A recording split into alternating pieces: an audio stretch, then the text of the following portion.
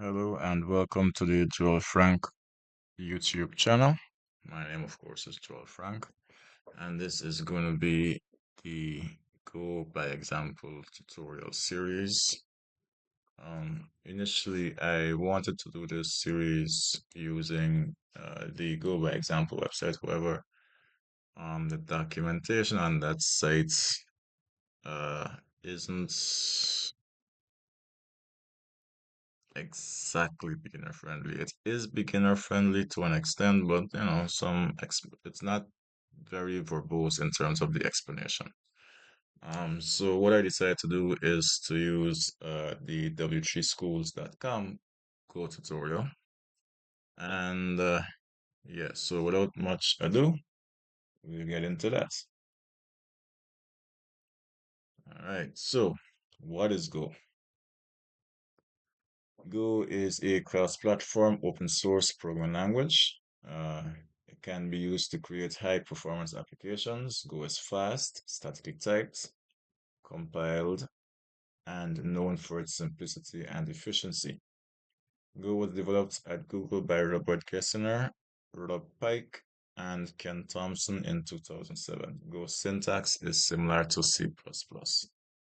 What is Go used for? Go is used in web development on the server side, developing network-based programs, developing cross-platform enterprise applications, and cloud-native development. Why use Go? Go is fun and easy to learn. Go has fast runtime and compilation time. Go supports concurrency. Go has memory management. Go works on different platforms, Windows, Mac, Linux, Raspberry Pi, etc. All right. There's a table here um, comparing the merits of Go, Python, and C++. Um, Go is statically typed, Python is dynamic, C++ is statically typed, Go has a fast runtime, Python is a slow runtime, C++ has a fast runtime. Go is compiled, Python is interpreted, C++ is compiled, pardon me. Go has a fast compile time, Python, as mentioned before, is interpreted, and C++ has a slow compile time. So, in terms of interpreted and compiled, a compiled program means that the program is a single executable.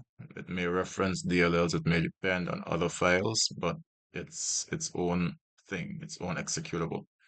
A interpreted program is usually a program that requires a scripting engine to run it or some sort of engine to run it. Something like Java would be an interpreted program, I believe.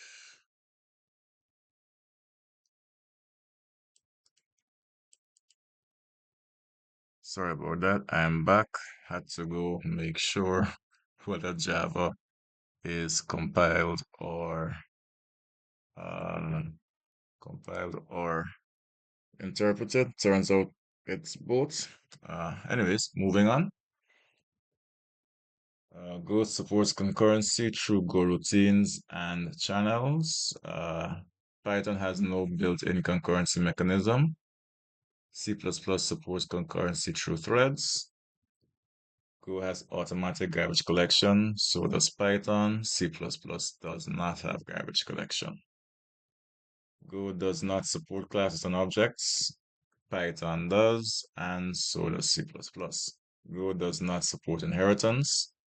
Both C++ and Python support inheritance. All right, so let's move on.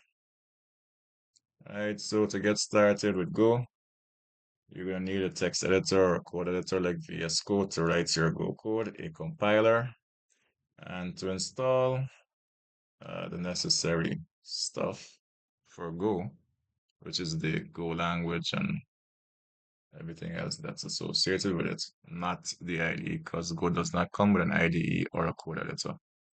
You head over to golang.org and you follow the instructions here to download and install Go. Install an IDE. There are popular IDEs like Visual Studio Code, which I used to use. Vim, Eclipse, and Notepad. These are all free and they can be used to both edit and debug Go code. Uh, there's a note here that says web-based IDEs can work as well, but functionality is limited. For the purpose of their tutorial, W3 Schools uses VS Code. I wouldn't be using VS Code. I would be using Goland, which is from JetBrains. It's an IntelliJ IDE customized specifically for Go. All right. So first thing we're gonna do is create a Hello World program, which is the jump off point for most programming tutorials, almost all actually. So let's get this started. So we have the source code for the Hello World program here. So we're gonna copy that, pop into our code editor, and we're gonna create a Hello World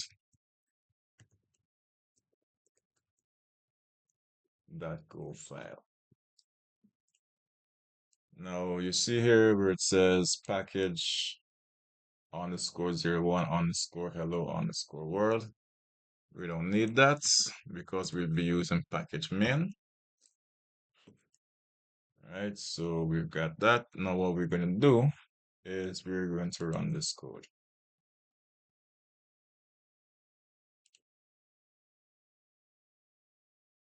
And here we have the output. It says at the bottom here, hello world.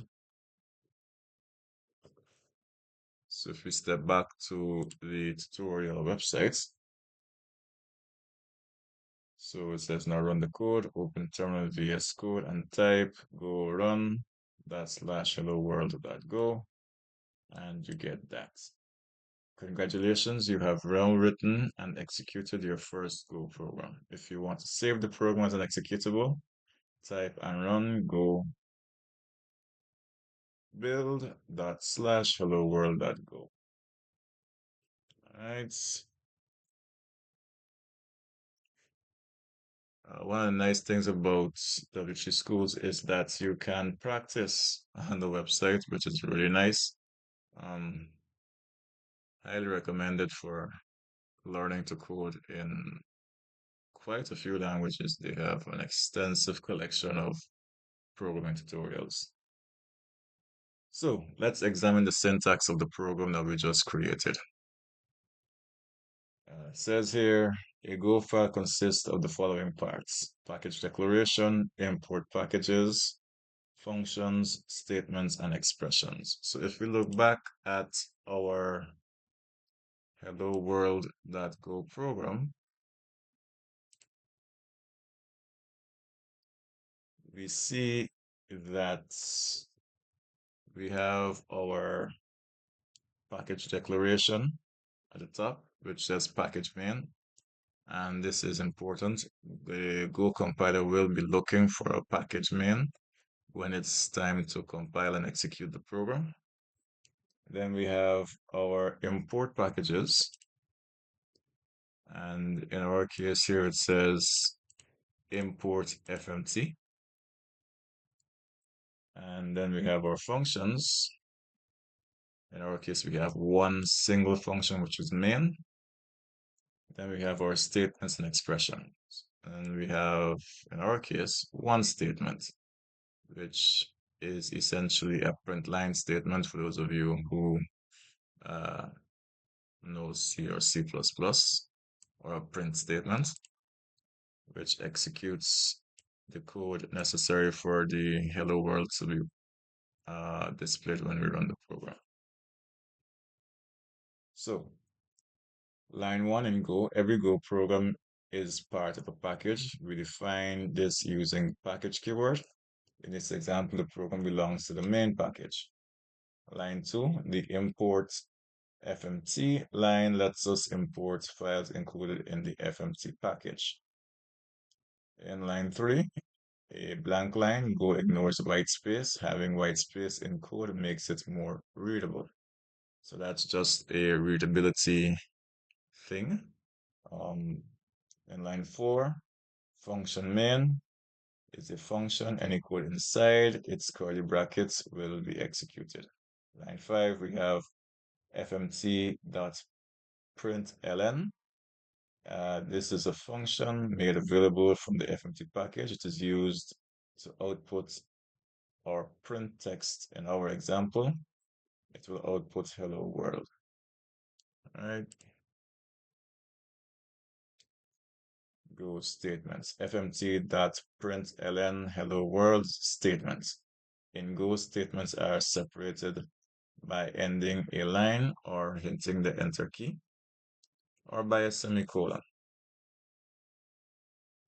The left curly brackets, sorry,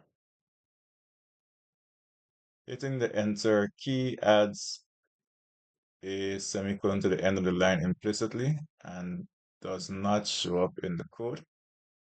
The left curly bracket cannot come at the start of a line. Run the following code and see what happens.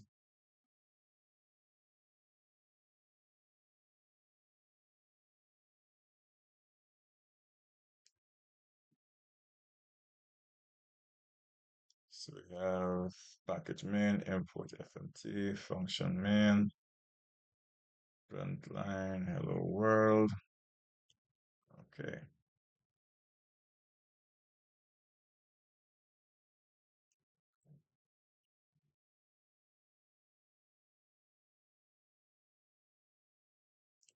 All right, so the difference between this and the initial hello world example is that the curly brace here is immediately, well, with the exception of a space, immediately after the function main statements. And in this example, it's on its own line. So let's give that a try and see what happens. Maybe it throws an error, which I suspect it might. Let's find out.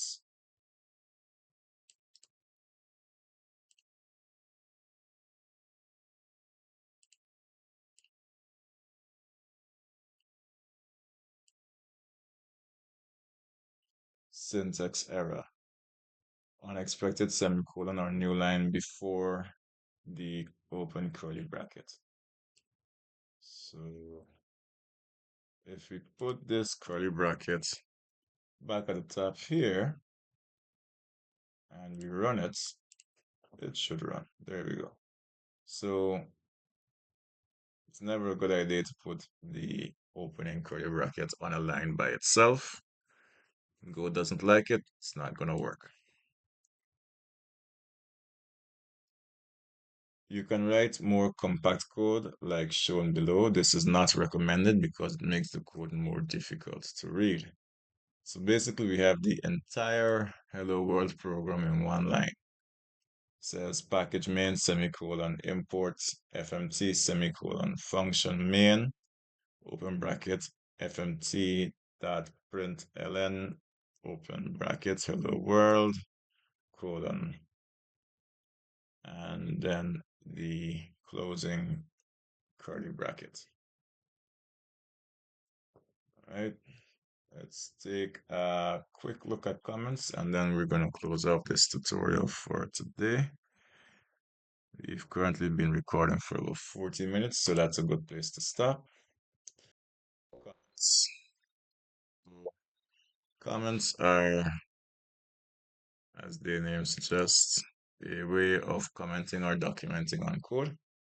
A comment is a text that is ignored upon execution. Comments can be used to explain code and to make it more readable. Comments can also be used to prevent code execution when testing alternative code. Go supports single line or multi-line comments. So a Go single line comment starts with 2 forward slashes. Any text between 2 forward slashes in the end of the line is ignored by the compiler and will not be executed. So in this instance, if we copy this code, we see there's two sets of comments. This one says this is a comment. This one says this is also a comment. And if we put that in our editor and we run it,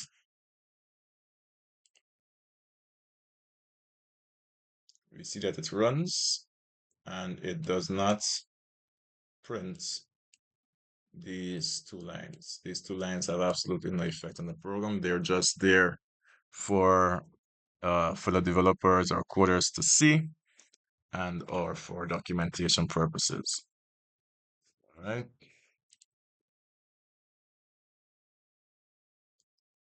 The multi-line comment starts with a slash and an asterisk, and then ends with an asterisk and a slash. Anything in between those two sets of characters will not be printed, as is evidenced by this sample code here. If we run it,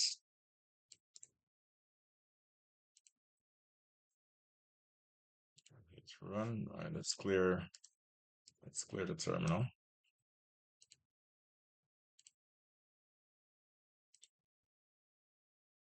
You see nothing in between those sets of characters was printed.